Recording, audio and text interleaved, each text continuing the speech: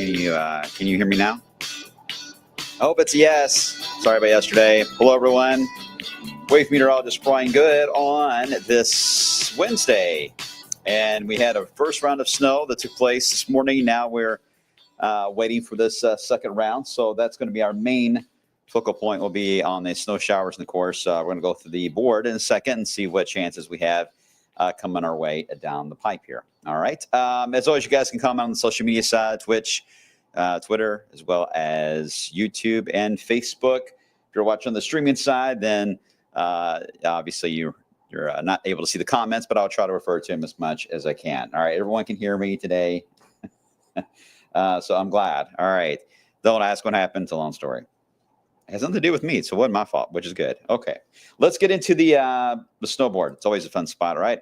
Let's start where we are starting to stand on these snow chances in the short term. Now, the ones today, a little different, more of the snow showers, snow squally type setup. We've faced this before several times, especially in recent years.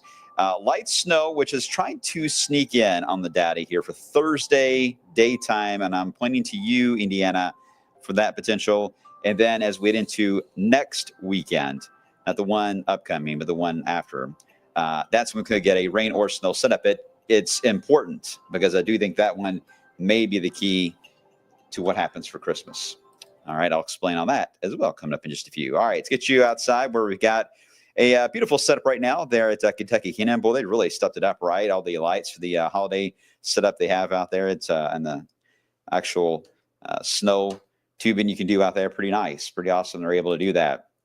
Let me show you, though, while I've got this camera up showing Kentucky Kingdom, let me show you what it looked like in the outlets this morning when the snow hit there. I would say a good quarter-inch or so of snow fell on the buildings and rooftops there at the shops this morning. A lot of you saw a similar thing out your window, right, where you had the grassy areas all covered, the cars were all covered. Officially at the airport, well, it was zero, or a trace, I should say. But we did get a 1/10 of an inch at the Weather Service office in Highview. Same in other parts of the metro, but officially in Louisville, nope, not officially a measurable snow. Shocker on that one. Okay, here we go. The current temperatures still close to or even just below freezing in the area now, but these numbers are going to go up because we do have a patch of clearing that is developed in the area, and that little patch of clearing now perfectly placed over us. Yes, it allows for a small drop for the first hour of that clearing as it moved in this time of day, but we're going to see those numbers rebound and have a good chance to hit 40, maybe even a touch warmer. That is where we get into the challenging setup for later today. We're watching pavement temperatures because even without a warm flow of air coming into play, the sun itself hitting the pavement heats it up a lot faster than the air does, obviously. So we end up with pavement temperatures usually much warmer than the air is outside. And that's an important thing to know when it comes to snow showers moving in and when temperatures are beginning to drop. So we're trying to see how much of a balance we're going to get here the next few hours on pavement temperatures and the amount of sun, and then counterbalance that with the snow showers that move in. This is a clipper type setup that is moving across Missouri and Illinois now. Doesn't have a ton of moisture with it, but once you get into an environment with just enough moisture, you got the sun that's been out ahead of it. You got to treat it almost like you would for a thunderstorm setup around here, where the sun is a bad thing, right? And it's allowing just enough of a kick for these to squeeze out whatever they can, and you can get these bursts of snow showers because the cloud's going to quickly get rid of the snow out of its cloud instead of a gradual light snow that it can carry for multiple states and share the wealth of giving kids a beautiful covering of snow to maybe get out of school the next day for. Oh, no, though. These snow showers don't do that. These are stingy. They just get rid of all the snow in one spot and move on. But it could be you. It could be your spot that they visit. And if so, you could get a good half inch or so of snowfall, and you literally go down to the Circle K down the street and nothing is on the ground. So it's that type of setup. Now, we are able to track some of the fuel for these snow squalls, and we're able to already pick that up across Illinois, Indiana, and building into Kentucky. So we know that at the moment, they don't look very impressive, right? It looks like flurries. But as we get into the afternoon hours, they should enhance. You start to get more of the darker blues that will show up. Visibility is the biggest issue with these. You can get, in some cases, a coating on the ground if temperatures are close already when they move in. You're 33, 34, and you get one of these bad boys that moves in, you will drop to about 29 to 30 roads can get slick quickly. Visibility is poor. It seems like chaos for about 5 minutes, and then nothing a few miles down the road or even a mile down the road. So they're very tricky in that sense. Right now, we're trying to figure out what will be the buffer zone be. How much warmer are we going to get that number when these move in to determine the drop? And if we see the temperatures are hovering too close to the danger zone and slick spots are going to occur quickly, then we're likely to have an alert day out for the afternoon, evening commute. All right, we're trending that way already, but I just want to let you guys know what the data we're looking at.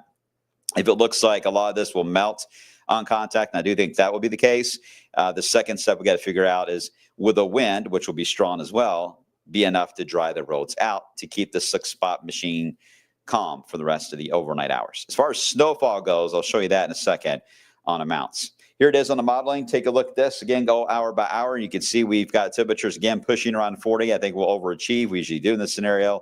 It's about 41 here in Louisville. So whatever first moves in may be a mix of rain and snow, especially across central and southern areas of wave country. But you start to get in some of those darker blues. I will say coverage on the midday modeling that's rolling in now is not as extensive as it was even 12 hours ago. It is easing down on the amount of moisture that this system has. So that's the reason why, again, there's a lot of negative factors on going with alert day setup with this versus Fort. At the moment, we'll see. Sometimes models do great on moisture levels, so I don't want to get too picky on that. But just letting you guys know, if you've been paying attention, and some of you are weather watchers and watch every single weathercast, I know who you are because I did the same thing. You've noticed there's been a decrease in a lot of these darker blues that have shown up. So your eyes are not deceiving you. I'm seeing that in a lot of data. Either way, I think the window to watch, 2 to 3 o'clock, they're going to be forming and getting more enhanced. They only need about an hour or two of sun to get them fired up and get angry. That will last until the sun sets, and then they have to feed on that fuel. That lasts roughly 2 hours. After sunset, that's all they can feed on, and then they're out of fuel, and then they fall apart. So that will get us roughly about 8, maybe 9 o'clock. And at that point, they're done. Then we get into just strong winds, cold temperatures, wind chills in the teens. It's going to be a cold start on your Thursday morning, no doubt about it. But here's the sneaky warm front that is trying to develop as we head into Thursday. It'll be stretched right across wave country. Now, it's got very dry air in place, so this doesn't have a lot to work with, but it's trying to build in at least some snow shower activity on the northern part of that may clip our Indiana counties during the day on Thursday. It's a big if, but it started in Iowa, and I've been watching it build more and more into central Indiana, and I'm watching to see if it's going to keep building into Kentucky. It could. So just know that Thursday could be a bit of a sneaky light snow setup. It looks light, and that would be mainly for Indiana. All right. After this goes by, then we'll have a chance to warm back up. So the afternoon and evening setup on what to expect. There will be a rain to snow mixture, maybe even grapple, which is like a soft tail for some of the first ones that develop around the Louisville area and central Kentucky. It's not going to be all rain. I just think it'll start as rain and then go over to snow. For those of you in the bluegrass area, Kentucky, really north and northwest of even the Louisville metro, it should be snow right out of the gate as these snow showers develop. As far as the amounts go, well, because some of that mixture of rain is involved, trim back some of the even lighter accumulation potential on the southern end of the parkways. Otherwise, it's going to be very blotchy, but I would say half-inch totals are possible. Getting to 1 inch is going to be really hard to get to that limit because it doesn't have a lot of moisture. But it could be a quick half inch in just a few moments' time. That's where you run into slick spots. It's not so much the amount as it is how quickly you can get the amount. Okay. Be mindful of the wind. It will be strong tonight as well, allowing for some of this to blow around like a snow globe. So yes, it's a decent snow, but yeah, the wind, the snow may be sideways in front of the beams of your headlights instead of falling straight down. That limits how much you can stick to the roads as well. It kind of just flies all over the place there. But the wind chills, few spots, single digits, a lot of teens can be expected. Looking ahead to the weekend, this is going to be a rain setup. Should arrive at some point on Saturday. Periods of rain that may linger all the way into Sunday, so we may have to sacrifice a weekend here of a rainy but mild setup in the 50s. Another surge of warm air builds in Monday to Tuesday. This one may actually have a little bit of thunder with it, with another round of rain. But then we get into the low pressure that is the one that's going to be a key player for the Christmas period, because I don't see another system arriving right now anyway that would be there on Christmas. There's one right after, but this is likely going to be the one that would be the main one before the holiday. So if you're going to get snow on the ground, This is the one that's going to have to cooperate. And it's a cutoff flow that moves out of the southwest and energy that dives straight out of Canada. Will they phase? And that's, of course, would be a phasing system for the holiday, but that's the debate. And if we end up with a phase system, then it'll be rain that would go over to perhaps a nice little thumping of snowfall. And wouldn't that be pretty? Because it would be cold enough behind it that it should stay on the ground through Christmas. But this is key. If they don't phase, it's going to be much more of a journey to see if that can happen. All right, let me get you right to your 10-day, and then I have to run today because I'm running out of time toward the show, right? Here we go with the 10-day. We're going to go with those 40s today.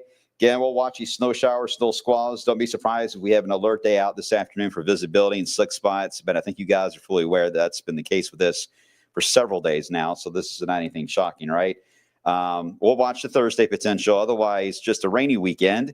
Rainy at times next week, but I mean, fairly mild weather until we get to the last day of autumn, which, by the way, is next Friday. There you go. All right, guys, appreciate you as always. Thanks for watching. And I'll see you guys coming up in about 30 minutes on midday, and we'll see how the midday data trends. Keep watching our shows this afternoon, as I'm sure we're going to be evolving and changing some of the finer details of the forecast as we watch the radar trends out of Illinois and Indiana over the next 6 to 8 hours. Have a good one, everybody. Be safe, and I will see you guys coming up on the flip side.